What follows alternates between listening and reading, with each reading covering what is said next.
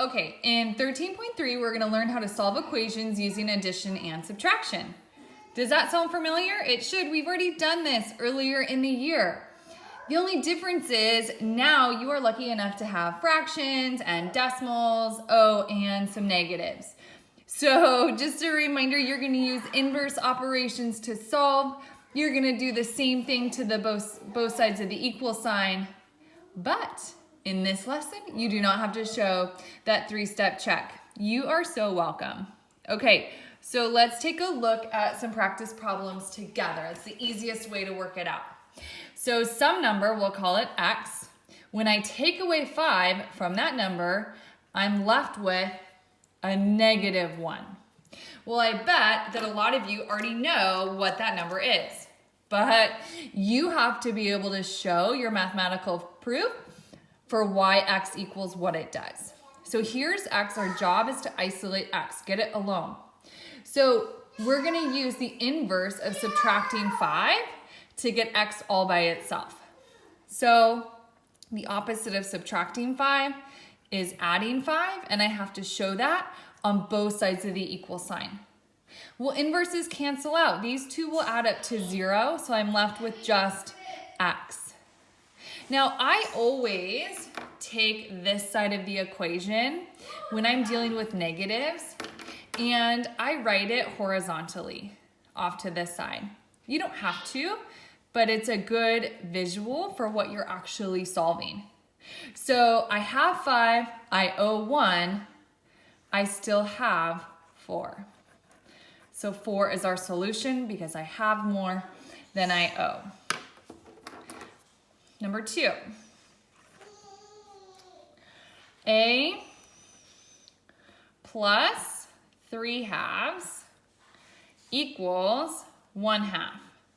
So some number that I add 3/2 to, I only arrive at 1/2. So if you already know it, good for you, but you have to show your proof. So we want to isolate our variable a, which means we have to do the inverse of adding 3/2 and subtract 3/2. So we show that on both sides of the equal sign. Oops, that should be a 3. Okay. Inverses cancel out. They will add up to 0. I'm left with just a, which is what I want. Again, this part of the equation, I like to show horizontally. That's how we've practiced it when we've done fractions and negatives. So I started with 1/2, and I'm subtracting 3/2. Okay?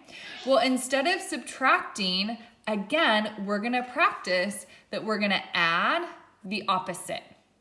So when we add fractions, the denominator stays the same.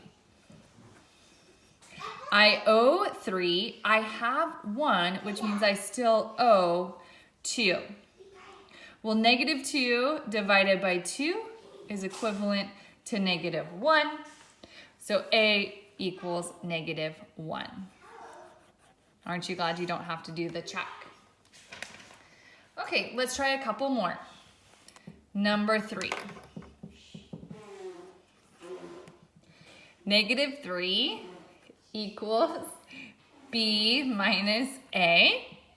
So our variable is now on the other side, which doesn't really matter. We still have to isolate our variable by doing the opposite of subtracting 8.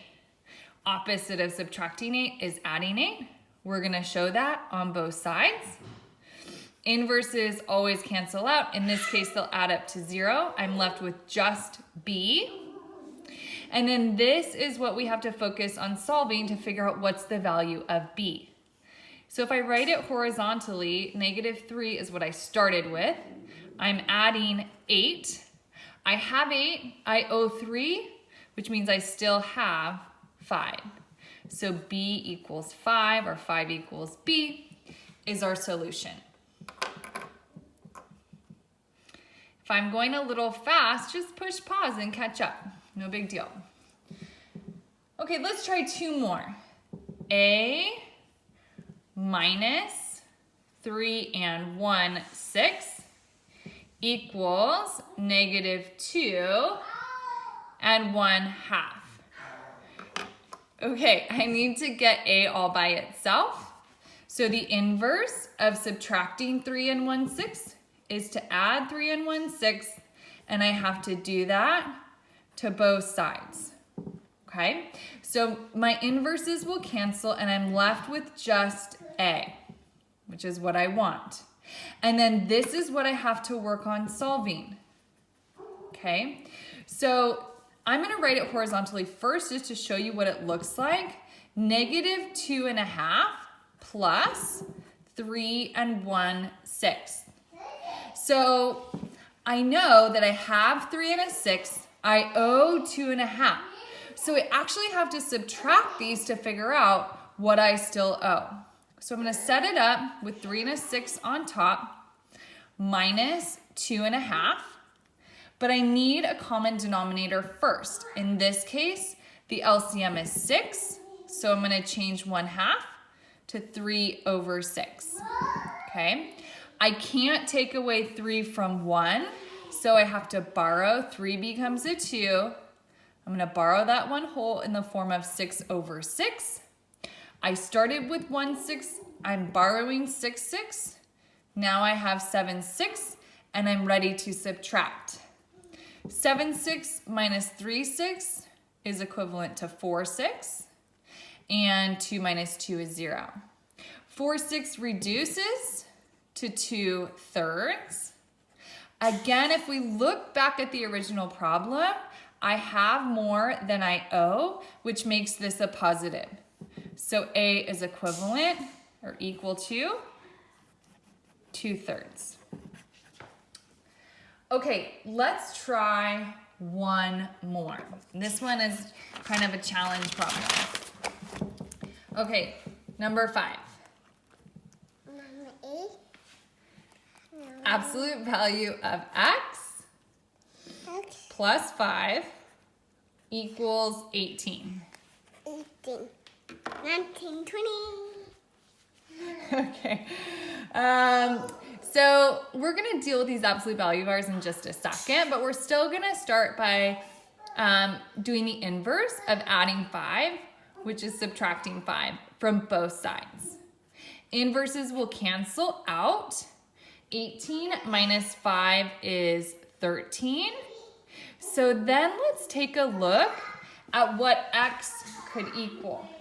The absolute value of x is 13. So there's actually 2 values for x that make this true, okay? Because the absolute value of 13 is 13, and the absolute value of -13 is also 13.